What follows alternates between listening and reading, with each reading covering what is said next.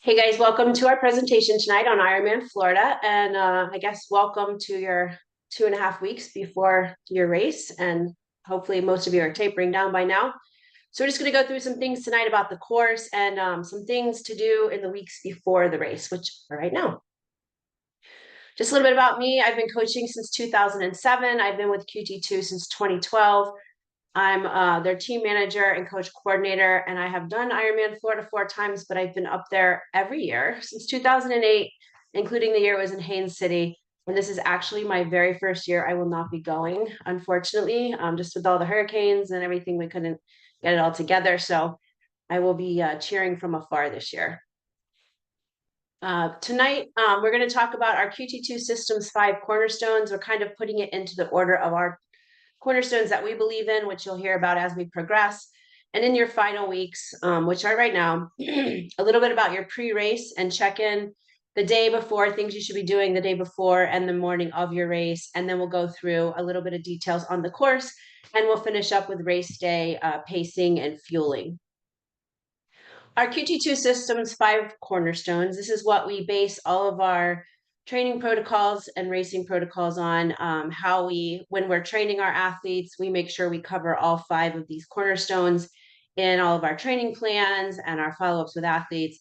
And that is to ensure a successful race on race day. And these 5 cornerstones start with training and goes into your day-to-day restoration, which is your recovery from training, your day-to-day nutrition, your fueling during training and racing, your pacing during training and racing, as well as your mental fitness, which is how you set your mind up to be positive throughout your training and racing. And all 5 of these ensures a good outcome on race day. Their final weeks are right now. So hopefully most of you, like I said, are in taper. Right now, you should be having a few final key race specific sessions. They might be the volume or the duration might be a little bit shorter than what you're used to. You're going through probably some specific pacing that you'll be using on race day. But right now, really, it's all about winding down and just kind of letting the body start to heal and rest. It's good in these final days if you can get a little bit of simulation in as to far as what your race conditions will be, which is if you can get us open water swimming. Not everybody lives near the Gulf or the ocean, but if you do, that's even better. Once you get down to Florida, if you're from up north, it's a really good idea to go out there and get in the Gulf and just do a couple short practice swims. They don't have to be long, 15, 20 minutes, just to get a feel for the water, where the sun is, how the currents are, get used to the sea life, things like that.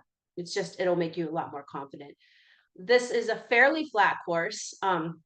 If you live in Florida, we call it fairly flat. If you're from up north, you might think it's a little flatter, but you just are going to do a lot of steady riding in your aero bars. So we'll talk a little bit about that later.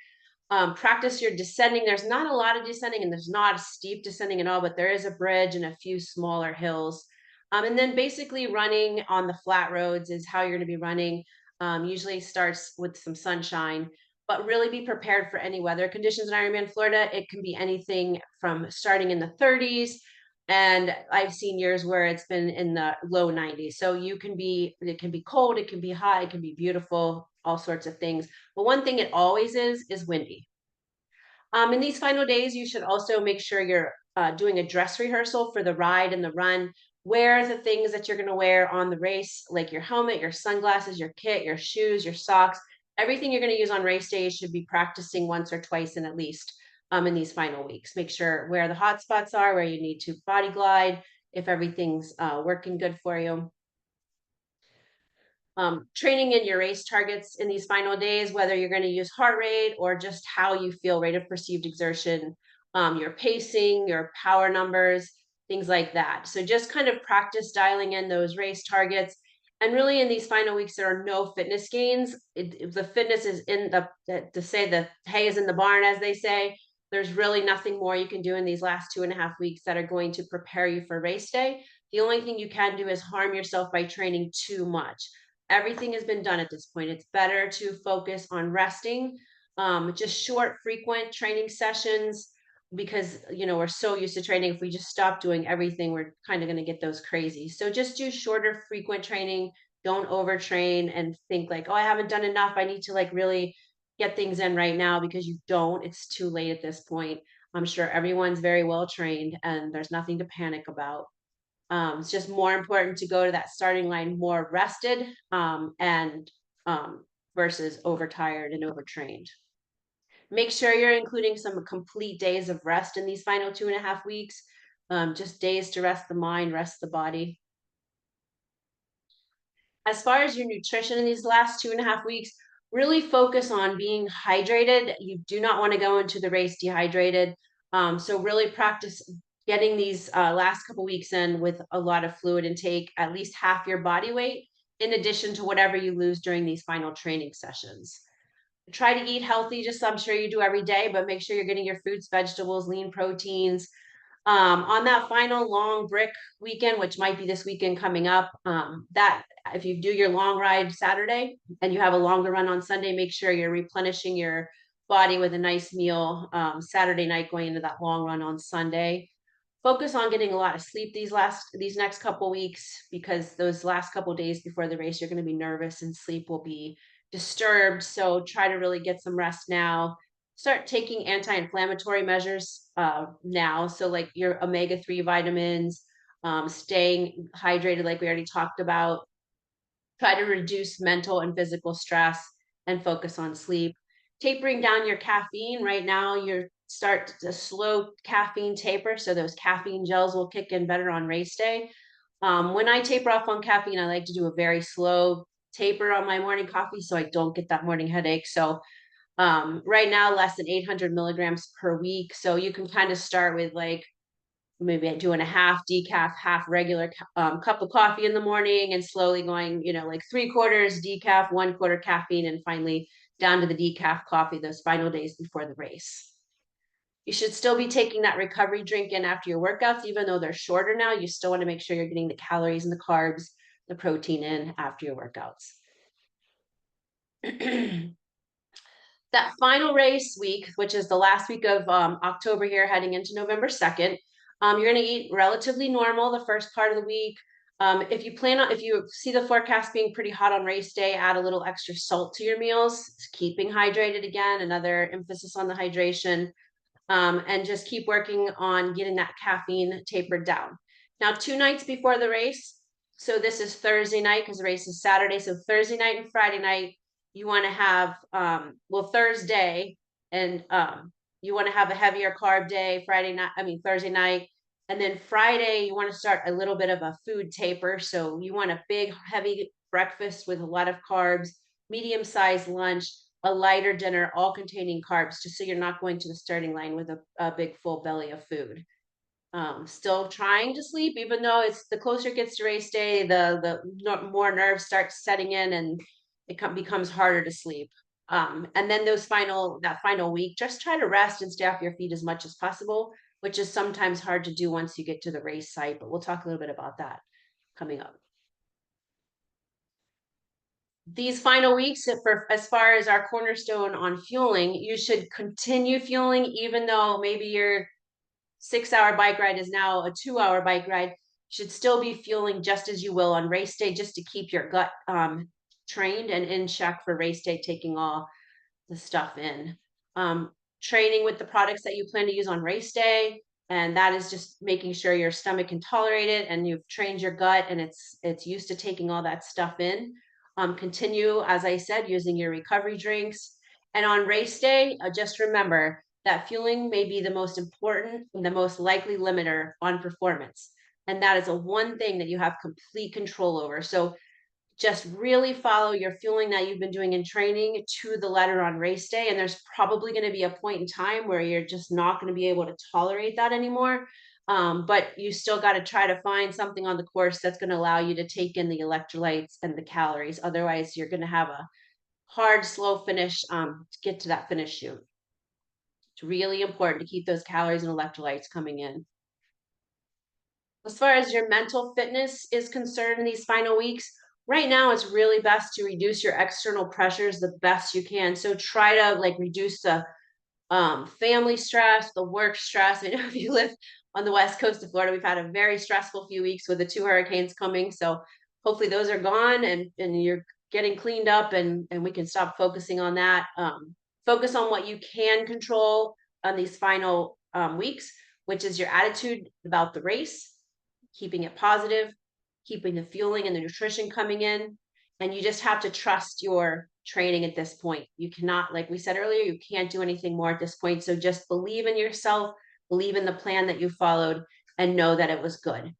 Um, I always like to recommend to my athletes as well as myself going into a race to start your visualizations. This has been proven to help on race day. Um, it is good to really visualize what a good race day will feel like. And you can visualize in two ways. You can visualize like you are looking out, like you're actually going through the motions yourself, or you can get a bird's eye view, like you're looking down upon yourself going through the race, the stages of the race. So visualize from start to finish, like you're putting your toes in the sand on the beach for getting ready to cross that start line, to the swim, the two loops of the swim, the T1, the bike, the T2, and the run and the finish line, and visualize it all. And but then also visualize how you're going to respond if something goes unplanned, which I promise you, something always goes unplanned on Ironman day. So just imagine if your chain drops at your bike mount, or if you get a flat tire, or if you lose your nutrition bottle on the bike. How are you going to get through those problems in a calm manner that will still allow you to make some changes and get to the finish line? And that's all about what Ironman is. It's like adjusting on the fly, adjusting your mindset, adjusting your goals when things don't go as planned. Write your goals and targets down. Even if your goal is your first Ironman and your only goal is to cross that finish line and finish, write it down and look at it every day. I like to put mine either on the dashboard of my car or on my bathroom mirror, someplace you can see every day. It can be targets. It can be like, I hope to do a 2-hour swim, or I hope to do a 6.5 hour, whatever your goals are. You can write the numbers down, but also just some feel good goals. Like, I want to finish with a smile on my face. I want to make sure when I go through the finish shoot, I give all the kids high fives, whatever your goals are. And then internalize the race specific workout feels, how you think you're going to feel on race day, and just enjoying feeling fit right now. Most people are never as fit as they are when they go to get ready to start an Ironman race. So that fitness level doesn't come easy, and it doesn't come often. So right now, while you're at the height of your fitness, just be proud of yourselves and be very happy of where you are. As far as pre-race logistics, make sure, it's so important to read that athlete guide. It is posted already on the Ironman Florida website. Go through that thing, read it, read the race details, read the course details. Be sure, if you haven't already, to make sure you schedule a tune-up for your bike. Get the best tune-up that they offer. Like, tell them you're getting ready to do an Ironman and you want a pre-race tune-up. Make your list of anything you need to still purchase. Maybe right now, if you need a new running shoes, you still have 2.5 weeks. Now would be like those final days where you can get those running shoes and break them in. Anything you need, like make sure you have the right goggles. I would recommend tinted. Be sure you're reminding yourself to charge any batteries, or your Di2 shifters. If you have a battery in your heart rate strap, anything like that, make sure those are charged and replaced. Start packing, confirm your reservations at your hotel or condo, and just plan on, as soon as you get to the race, I would suggest going straight to check-in. So the earlier you can get to the check-in, the better. The line is outside, so if it's a hot day and you're waiting in a really long line, then it's just going to be a little bit exhausting. So if you're arriving on Wednesday afternoon, Wednesday morning, I would go straight to check-in. Wednesday, the line is very short there. You'll get through it quick. It starts picking up a little bit towards the afternoon on Thursday, where you're going to have to wait in a little bit of a longer line. So the earlier you get there, the better. Make sure you attend one of the pre-race briefings. Even if you've already done Ironman Florida in the past and this isn't your first time, still a good idea to go to those pre-race briefings just to be sure there hasn't been any last minute course changes, or, hey, make sure when you get to the bottom of the bridge, there's a big pothole. We have it marked in orange, but you want to make sure you notice it. Just little details like that. And then you will be checking in your bike and run gear as well as your bike on Friday, the day before the race. So just be prepared for that. Logistics for race check-in. This is all in the athlete guide, but just it's all listed here as well. So it's on Wednesday from 1 to 5 and Thursday 9 to 5 over at Aaron Bessett Park. There's no Friday pickup. So do not think you're going to show up Friday morning and go get your race packet and your timing chip and all that, because you will not. Friday is drop off day for the bike and the gear. So make sure you're there Wednesday or Thursday for check-in. You need to bring your active.com registration QR code that you received in an email, as well as a photo ID. And then, like I said, get to the expo early, but limit your time in the expo. So get your shopping done as soon as you get there. And then, because picking's better and more sizes, sometimes there's a sale rack. And then try to stay out of the expo that final day before the race, just because you want to be off your feet as much as possible. The more time you spend there, the more nervous you get, because you start comparing yourself to others, looking around and thinking other people look more ready than you do. So just stay out of the expo as much as possible. Be sure to save some money, however, for the finishers tent, which is the day after the race. So if you blow all your money on Thursday and don't have any left, they do put different stuff out the morning after the race. So you might want to save some of your money for that final day. Your mandatory athlete briefings that I just mentioned that you should attend, not saying like they're not going to know if you don't, but highly recommend attending. They're on Wednesday at 2 and 4, Thursday 11 and 2, and Friday at 11 and 2. And there is a welcome ceremony on Thursday at 6 p.m. Especially if this is your first Ironman, I would highly recommend attending the welcome ceremony. It's just very motivational and gets you super excited. Not that you're not already excited, but in your race packet, you will get your race bib. That's the number you just like you get at any race, worn on a race belt, or you can pin it to your race shorts or your shirt. You're going to get stickers that will go on your bike frame and stem, as well as a sticker for your helmet, and also stickers that will go on your gear bags, just your race number. You'll receive a swim cap, a bike checkout ticket. What do you do with the bike checkout ticket? You will give this to a friend or a family member that is with you, and they can go get your bike and your gear bags before you're done racing, which I highly recommend. Because the last thing you want to do after you cross an Ironman finish line is have to go round up all your gear, grab your bike, get it all back to the condo.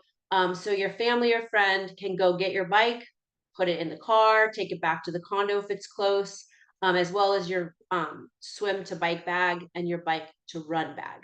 They cannot get your special needs bags, but they can get your 2 transition bags and your bike and take it back to wherever you're staying. You will be receiving 5 gear bags. You're going to get a morning clothes bag, a bike gear, a special needs, or it's now called personal needs, bike personal needs, run gear bag, and run personal needs. And we'll talk about those bags a little bit more in just a second, which is now. So in your morning clothes bags, you do not have to use this, especially if you have a family member or a Sherpa, you probably won't need this bag. But this is anything you want to use that you like, clothes you've had on in the morning, because maybe it's a chilly start, so you wear a sweatshirt and sweatpants, and then you're not going to wear those for the race, obviously. So you just put them in the bag, and you can drop them off near the swim start, and then you pick them up after the race.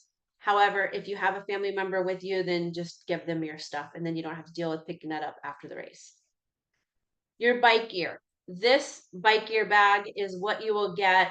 They're in 2 separate areas. The bike bag is what you get when you come out of the swim. You'll run to the bike gear bag area. You'll pick it up. Anything that you need on the bike will be going into this bag. This is the bag that you check in on Friday.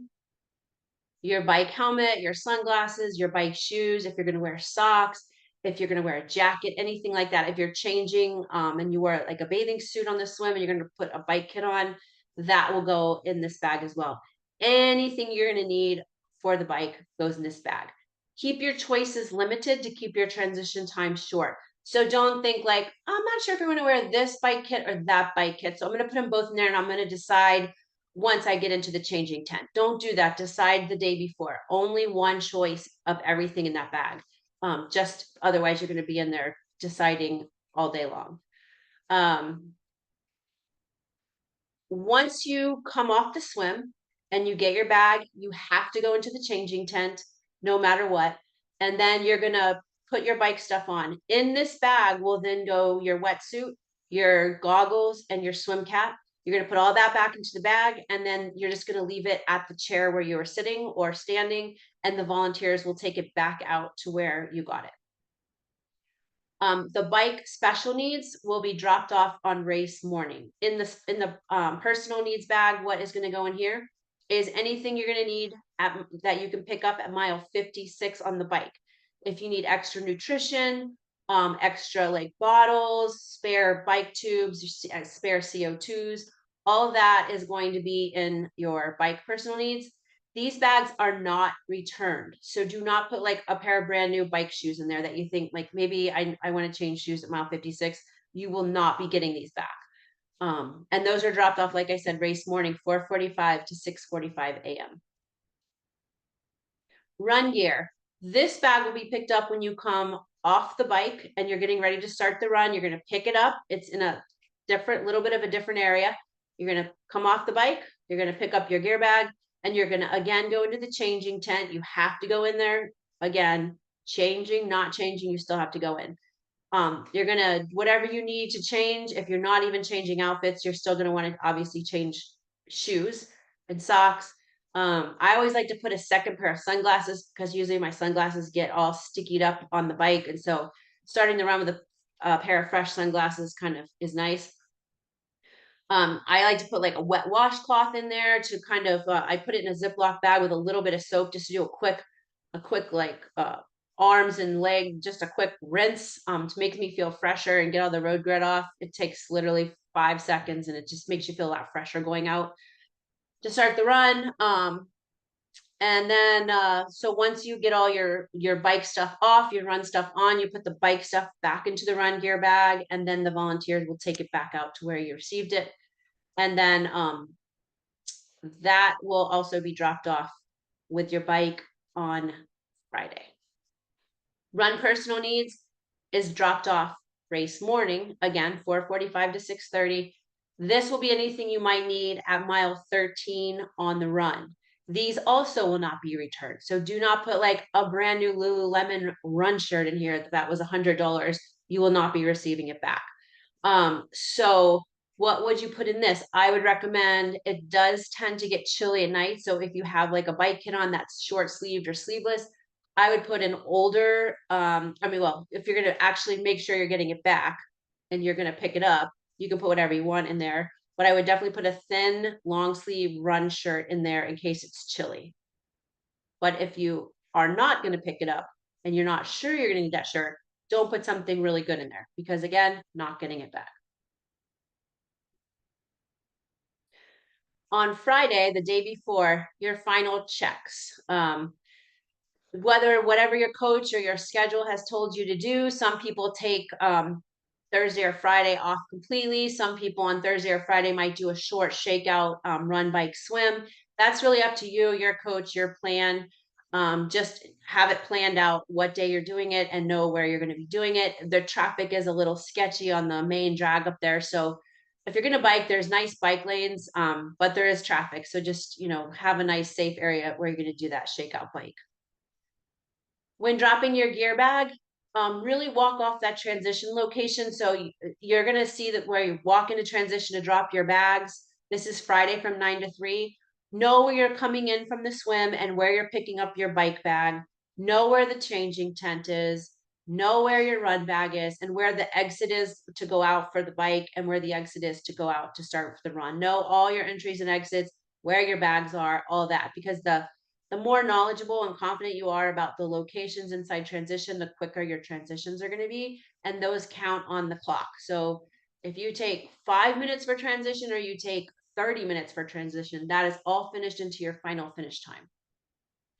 Again, if you haven't charged your electronics, really make sure on Friday that you're charging up those shifters, your Garmin's, all the things that you're using that needs to be charged. On Friday, you should also set everything out that you're going to need race morning. It should be sitting out on your dresser. Like you're going to wake up and get all that stuff on and get ready to go. You're going to need your wetsuit or your swim skin, your timing chip, sunscreen, all the things for race day. have that sitting out and ready to go. Also, you are not allowed to put nutrition on your bike the night before when you check your bike in, or the day before, I should say. You are allowed to put gels or anything, or bars, anything unwrapped. You are not allowed to put filled bike bottles like Gatorade or Scratch, whatever you're drinking, on your bike. So you're going to have to bring these race morning. I highly recommend putting a note on the door when you walk out. Don't forget my bottles, because you're going to have, your brain's going to be like discombobulated race morning, because you're going to be nervous and you're thinking of so many things. It's very easy to walk out and leave your bottles in the refrigerator or the freezer. So make sure to put a note on the door that you're not going to forget those. Just confirm all your logistics for race morning. Make sure how you're getting to the starting line, what time you're going to leave your condo or hotel, and set multiple alarms to make sure you're up.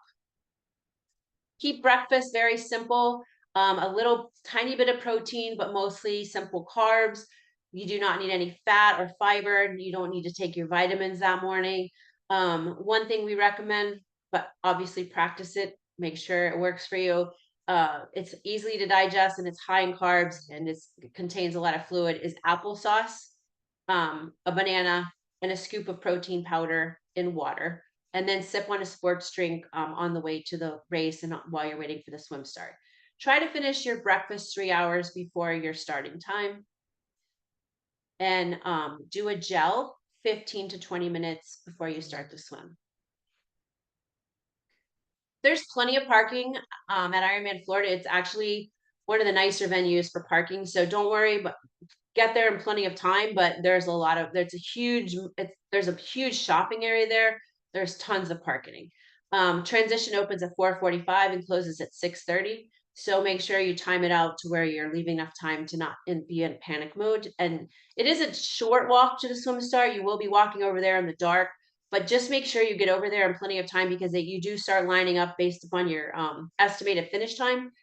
And if you're not over there and you're wanting, you're a faster swimmer and you get over there at 6:20, you're not going to get up there into the corral where you need to be. You're going to be stuck in the back. So make sure you keep that in mind.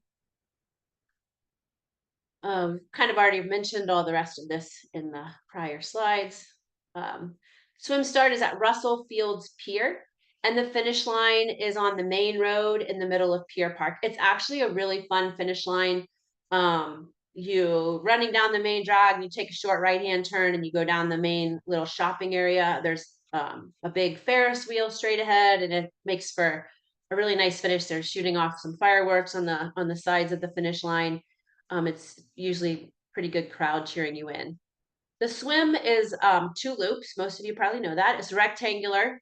And then there is a beach run in pretty soft, deeper sand in between the 2 loops. So just be prepared. Don't overdo your run and try to sprint through the sand and get all out of breath to start that second loop. Just kind of keep it to a jog or a walk and keep your heart rate fairly in check for that. The bike is mostly flat with some false flats, small climbs, and it's always windy, as I said earlier. Most places, the road conditions are pretty smooth and paved well. There's not a lot of spectators because it's a 1 loop course, so it's kind of hard to get out onto the bike course with cars, because the traffic really backs up. So there's some spots where there'll be some spectators, but for the most part, you're pretty much with just the other athletes. The run is one of the nicest run courses in the Ironman circuit. It's super fast because it's just straight and back twice. So there's like maybe a couple little turns, but for the most part, it's just straight down and back twice. It's very simple. So your 6:35 starts your national anthem, and 6:45 are when age groupers start. There are no pros this year at this race from what I've seen, so it's just the age groupers starting at 6:45, makes it nice. It's self-seating in swim start corrals. So if this is your first race, you've never done a rolling start, what this means is just picture a running road race. And if you're trying to go with a pace group, it says like, you want to finish your half marathon in 2 hours, stand behind this person with this sign. That's kind of how you start the swim. But those people will not be swimming with you like they run with you on running races. They're just gonna, it'll start like under 1 hour will be the first group to go in. and then 1 hour to 110, 110 to 120, 120 to 130, etc. And you're just going to get behind that sign of where you think you're going to finish. And you just kind of, everybody files up. It's not like there's a big stop. You're just going to file up um, and get into the water. They have been the past few years, just since COVID, they do start like you go in your timing group, but they do start like 4 people every couple seconds. 4 people will go in, and then they'll wait like 2 seconds. 4 more people will go in. That's how they've been doing it. If I don't know that they've gone back to like the whole group filing in at once, but either way. Wetsuits are legal up to 76.1. Anything over that, you will not be wearing a wetsuit. Most years at Ironman Florida have been wetsuit legal. I have known maybe 2 years where it's not been wetsuit, but yeah, just got to keep an eye on that. They'll let you know in the days prior to the race. As far as details for the swim, when you're heading back to the shore, if it's a sunny day, which normally it is, the sun's going to be right in your eyes. So I would recommend tinted goggles if it's going to be a sunny day. Um, the buoys are on your right. Yellow buoys are on the first half of the swim. And then once you make the turn, you're going to be heading a few yards, and then that's going to be orange buoys on your second half. And then anything that you turn is a red buoy. So you're going to be heading out, buoys will be on your right and they're yellow. You're going to make that turn at the pier, red buoys, turn back into shore, buoys are on your right and they're orange ones. The one thing about Ironman Florida, a swim, is it's extremely unpredictable. You can have any kind of swim. It can be pancake flat like a lake. It can have some chop. It can have small roller waves, or it can have big waves. There's no telling what it's going to be. But usually you can tell in the couple days prior, like it doesn't change a lot from in the couple days prior. So you can go on, kind of get a feel for it. And know which direction the currents are going, and know, if it's some big waves, then go practice in the big waves in the days prior. Just a little tip on the bigger waves, you don't want to try to go over them, you want to go under them. So diving under the waves, you're not going to really feel it as much as if you're trying to go through the wave or over the wave. If you're swimming against a current and you feel like you're not going anywhere, you have slowed down, but don't panic. Don't think you're not going anywhere. You are going forward. You're just going a little bit slower. Everyone's going to have that same current, and everyone's going to be slowed down. So don't let it get you down. Don't let it panic you. It just is what it is. And that could happen, or you could have a current pushing you forward and have some extra speed that you weren't expecting. But it really, honestly, could be anything. You usually will see some sea life. I'm not saying sharks or anything like that. I've never really seen any sharks up there, but you probably most likely will see some jellyfish. You may or may not get stung by the jellyfish, but know that they're there and there is a chance. And it's not like the big ones you see the horrible pictures of off the Ironman Maryland. They're usually small. Some of them have tentacles, some of them are just little blobs, but some of them don't sting at all, but some of them might like get you a little zap. Um, and it is a long run from the beach to transition. So be prepared that you can run under showers. I highly recommend trying to get the salt water out, because salt water will chafe you a lot worse than fresh lake water. So try to hit those showers. You'll be running underneath of them. This is also where I put a bath in a bag in my swim to bike. Again, like I do actually both a little washcloth with a little soap and very wet, put it in a Ziploc bag, and then I just do a quick like down my arms, down my face, down my arms, down my legs, just to get all the salt water off. Your swim cutoff is 2 hours and 20 minutes. As far as pacing, we really already talked how the rolling start works. Try to just get out, try to settle in, and you're just know in the beginning of the swim, your heart rate's going to be high, your breathing is going to be out of control, because you're going to be nervous and you're going to be going from upright to face down swimming. So just try to take some deep breaths and just keep telling yourself you're going to calm down, you're going to get out into some open space soon, and just really try to maintain a sense of calmness until things settle down. you're most likely going to get hit by other swimmers. So just expect that. Expect, getting a little elbow here and there, a little kick. No one's really doing it to be mean. Just everybody's just trying to get out there and get their race started. So some people are panicking, some people are trying to get out quick. So just know that people are not doing it to be mean, and try to stay wide if this really does bother you. The one thing good about swimming in the ocean or the Gulf is there's lots of space versus a small lake or pond. So if that really bothers you and you don't like to be around people, just stay to the far left where there are less people. Then you'll have less contact and you'll have less people around you. You can use the other swimmers to your benefit for drafting. You can sight off of them if you know they're swimming straight, but I wouldn't rely on sighting off of swimmers versus the buoys. On that final home stretch on the second loop, try to kick your legs just a little bit quicker and lighter just to get the blood flow back to the legs. The blood's been mostly in your arms for 2.4 miles, and now you're going to have to stand upright. So start getting those legs moving a little bit quicker to get the blood flow down. That'll reduce some of the dizziness when you stand up. When you do stand up, make sure you unzip your wetsuit and pull it down to your waist first before taking off your swim cap and goggles. This will just make it easier because nothing's in your hand. And then you can take off your goggles and swim cap after your wetsuit is to the waist. There are wetsuit peelers. I highly recommend using one. So you need to get your wetsuit down to the waist, and then you'll see the peelers. You just lay down, point your toes up, and they'll rip off the wetsuit the rest of the way and hand it to you. It's a lot quicker than you trying to get out of it yourself. All right, so that's the swim. So now we're moving on to the bite.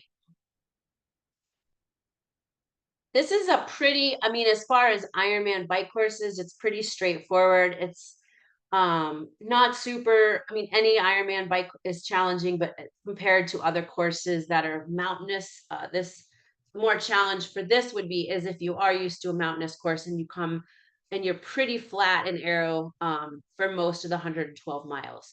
You start off in town and it is pretty crowded at the start. So really try to stay off your aero bars those first few miles along Beach Road. It's windy, lots of bikers around. People are trying to get gels out. Some people are still trying to get clipped in.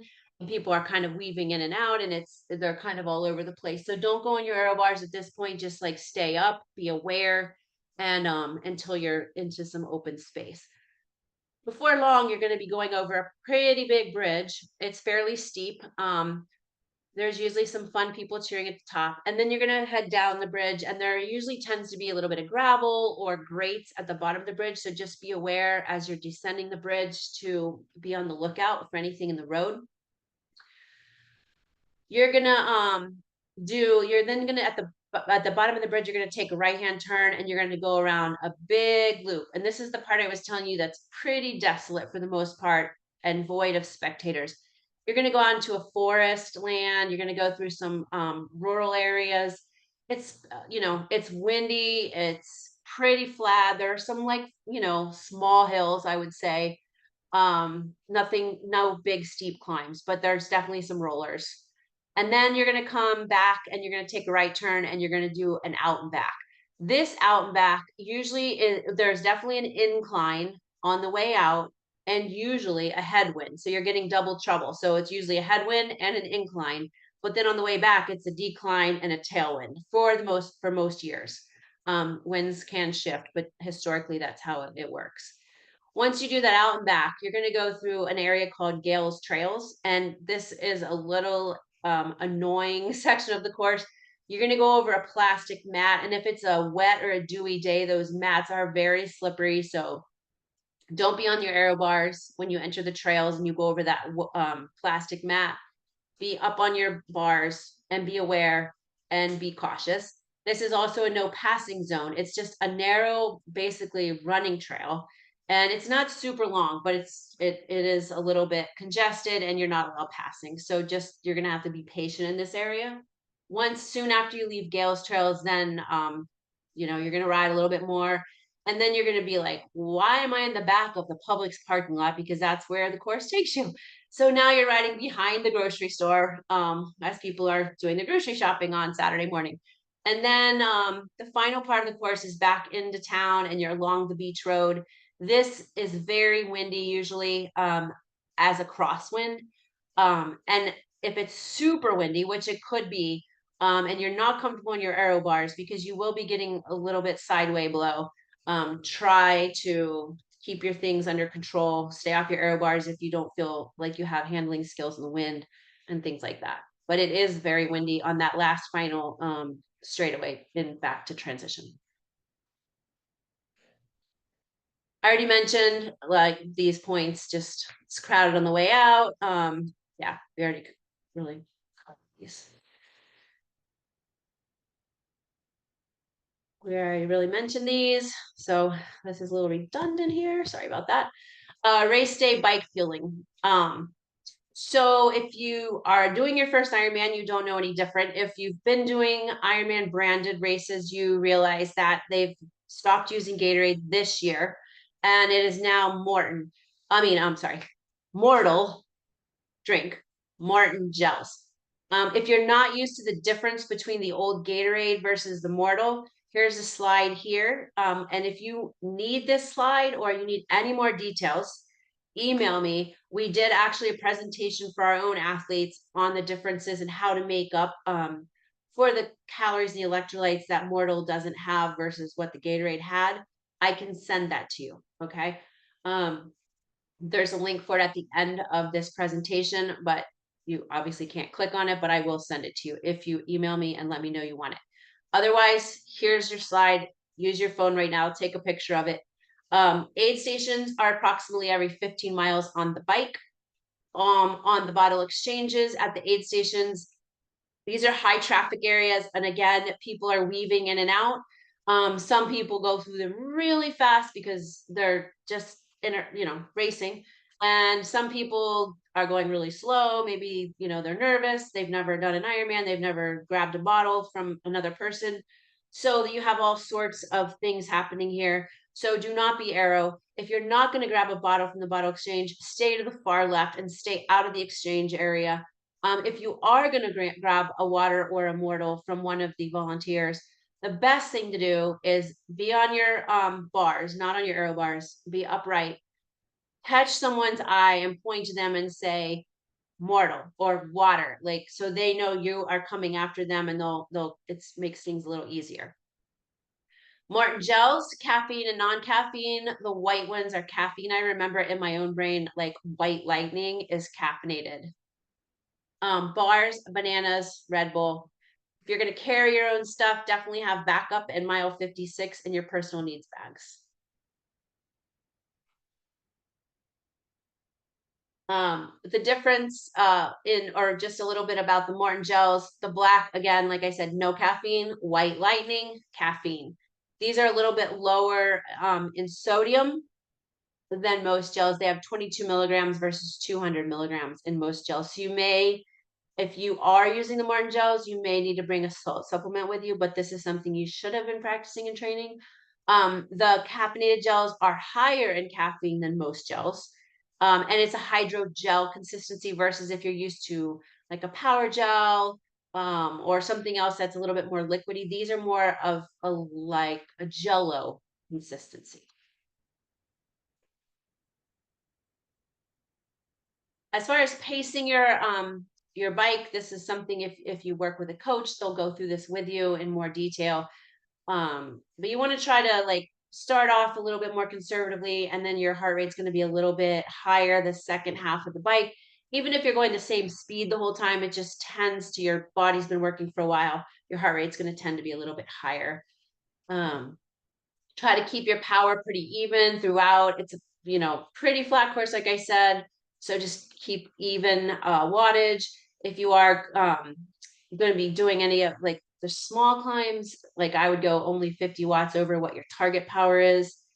If you're using speed, obviously it's going to be affected by the wind. If you're climbing any hills, if it's hot versus cold. If you're using rate of perceived exertion and scale of 10 as being the hardest possible thing you've ever done, you should imagine this race would be between a 5 and 7.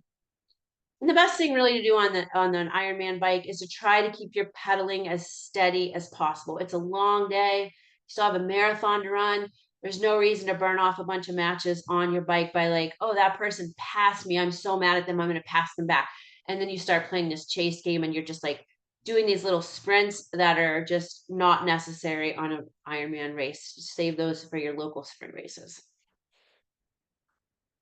As far as questioning what bike to use on this course, definitely a tri bike is better than a road bike. But if a road bike's all you have, that's great too. Just like some people have both and they would use like a road bike on maybe a more climbing or technical course. This is a good bike, a good course for a tri bike. Your wheel choice really depends on your own comfort. If you're good riding in the wind versus like if you want a full disc on the back, that's great, but just make sure you've practiced it so you have good handling skills with that wind.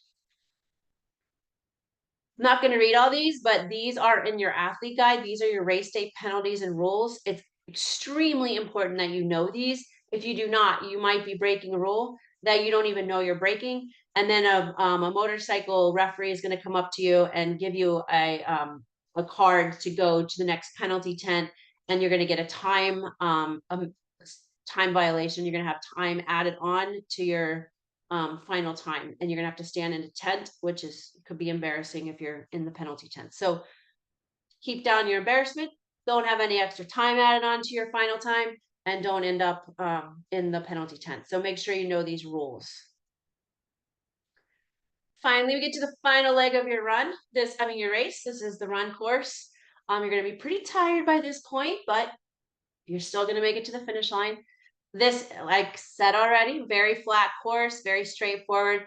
This is a great course for crowd support. There's people cheering almost the whole way because it is 2 loops, and it's an out and back and an out and back. So you're running down one side of the road and back on the other side of the road, and you're doing that twice. So pretty thick with cheering people to keep you motivated. Um, I like to break it into 4 runs just because the whole race and just going over the whole race mentally, you want to break the whole race day down into smaller chunks so it's not so daunting at the starting line. When I start this race, I like to say it's 4 runs. It's from the T1 to the turnaround, from the turnaround back to personal needs, from personal needs to the turnaround, and then from the turnaround to the finish line. Just think of it as 4 little runs.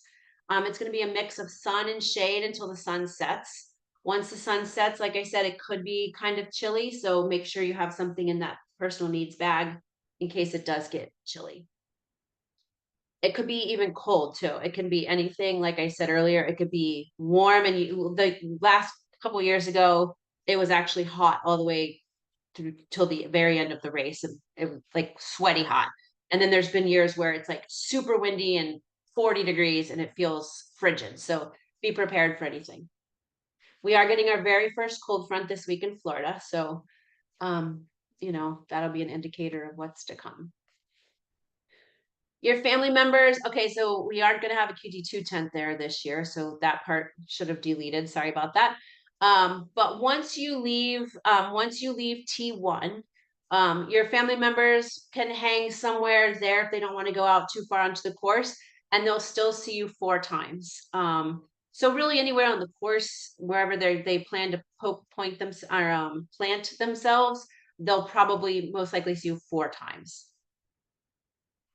If your family is staying at the Calypso, which is the host resort, and it's right across the street from the finish line and transition, that is actually a great area to just stay and watch the marathon because they can see you 4 times. They can go, once you pass them once, you're not going to come back again for a while. So they can go back up, walk upstairs to their condo, grab food, grab jackets. There's a bathroom right on the ground floor there on the pool area that you can use and not even have to go back up to your condo. So if you're staying at the Calypso, that's a really great place to just watch the run from. If they want a little break and you went by them and they ran out, they can walk over to Pier Park and there's tons and tons of restaurants, and they can grab a meal while they're waiting for you to come back. It's a great venue for a race, really is. On the run, your aid stations are about every 1 mile. They are going to have Morton, not Gatorade Endurance. Actually, sorry about that. I didn't delete that. Mortal and Morton, bars, cola, chips, pretzels, bananas, oranges, grapes, chicken broth after dark, ice chips and sponges, or you can carry your own stuff as well. Technically, if you've paced your bike out pretty good, then you should be able to get your heart rate higher, your average heart rate higher on the run by about 5 to 10 beats as to where your bike heart rate was. If you're running with power, just try it again. Keep it very even as possible because it is a very flat course. If you're pacing, steady pace is best. Try to use your walk breaks if you're using walk breaks on a very regimented schedule. So you're not ending up saying like, oh, the walking feels so much better than the running. I'm just going to keep walking. So we recommend and encourage our athletes to use their aid stations for the walk breaks. That way you can use those walk breaks to get your nutrition down. As far as race day mental fitness, focus on your goals. Your number one priority are the items that you have 100% control of. You can only control what you can control. You can control your mindset, you can control your pacing, and you can control your nutrition and how positive you keep your mind. You cannot control the weather. You cannot control how other athletes are doing. If you had a mechanical on the bike, so only focus on what you can control. The things you can't control, if they're not going as planned, it is what it is. Everyone's dealing with the same thing. So just try to keep your attitude positive. Focus on your targets if you're using targets, your power, pace, or heart rate. Stick to your plan and how you react when something doesn't go as planned. We talked about that earlier. This is just a really long day and things always go awry. So it's always the athletes that make it to the finish line who can adjust their goals or their mindset on the fly. When something doesn't go as planned, you're just like, okay, nothing I can do about it. So how can I fix this, or how can I readjust my mind to keep me moving forward? So you just have to constantly be thinking on your feet and expecting the unexpected. Outcomes should be left to the second half of the run, if any outcomes at all. Like, so if you're out trying to get a certain place in your age group or a certain finishing time, if you're trying to qualify for worlds, really there's no telling any answers to these problems or goals, I should say, until you've crossed mile 13 on the run. On race day, just be who you are. Just like, you know what kind of athlete you are. Maybe you're not the fastest one. Maybe you think you are the fastest one, but just try to be who you are. And don't try to be someone you're not, and just stick to your plan and what your goals were.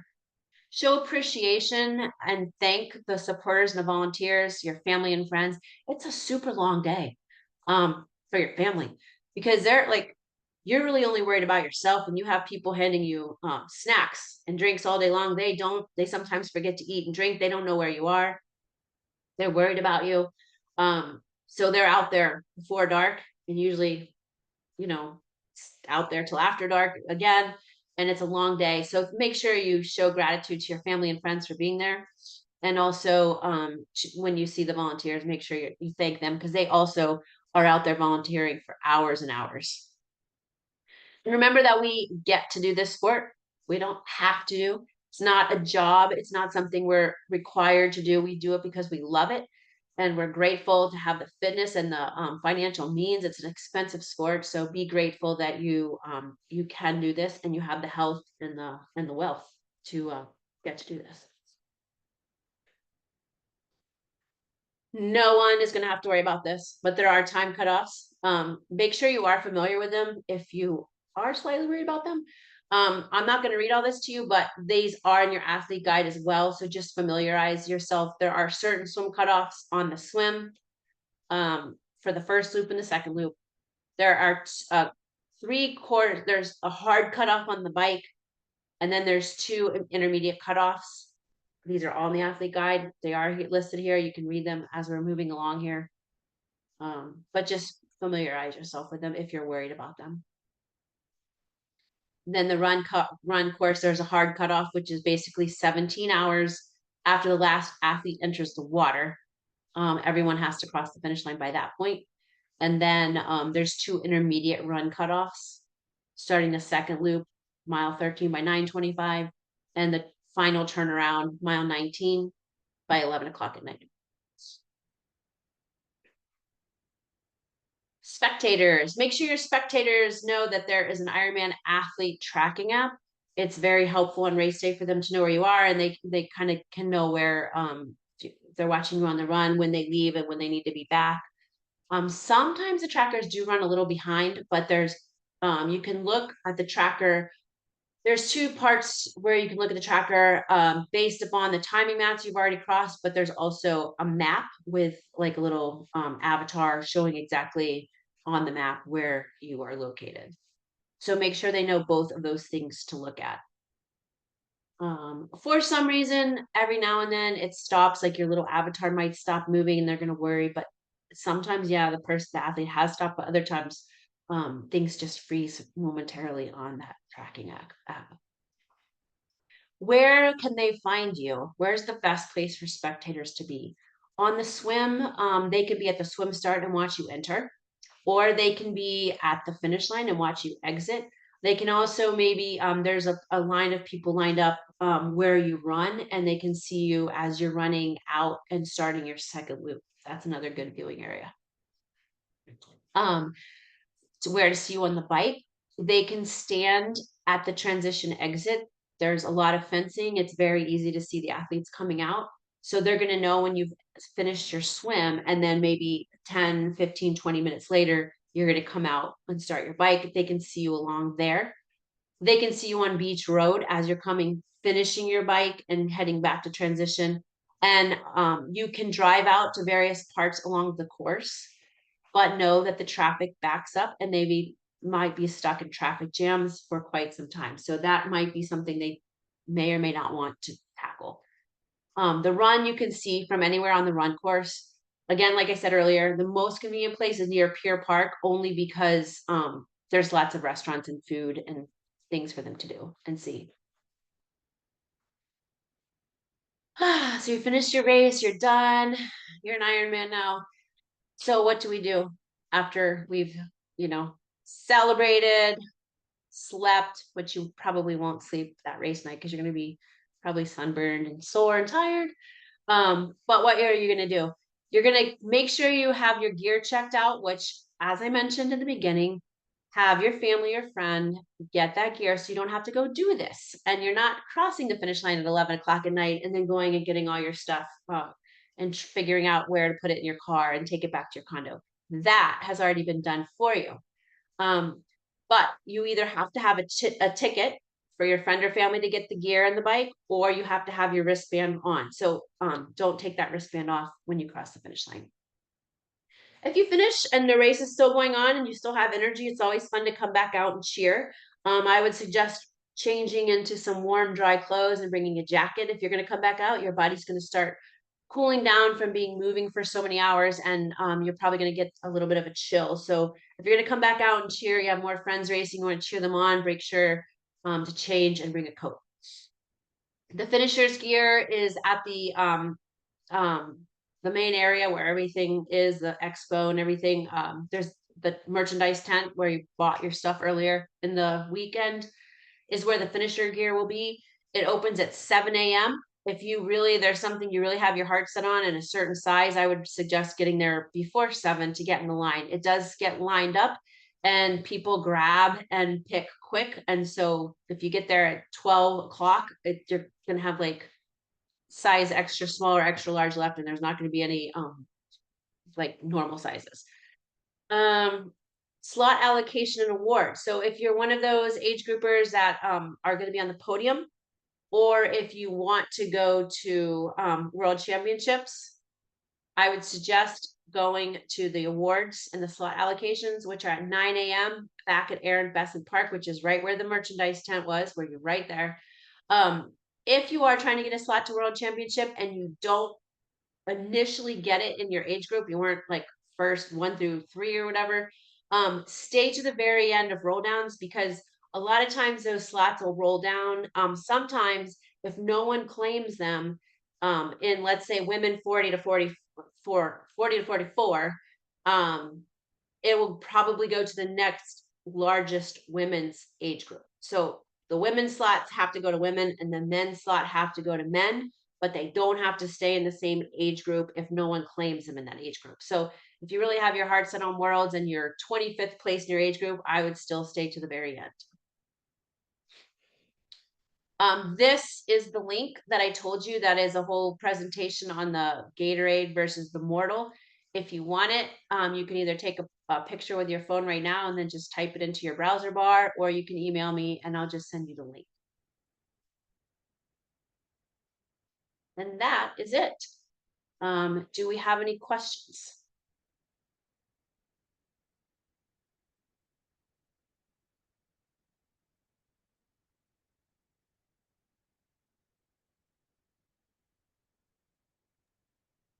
Reem, did anybody type any questions? No, I don't see any questions in the chat box, but if you do come up with a question after the fact, go ahead and email Jackie, or you can also put a comment in on the YouTube page and we'll make sure to get back to you. So thank you very much, Jackie, for this presentation. I think every year it just gets that much better. So really appreciate you I don't doing know this about that, but today. Yeah. well, good luck to everyone. You're going to have a great day. It's a great course, a great venue, and we wish you guys the very best race day ever.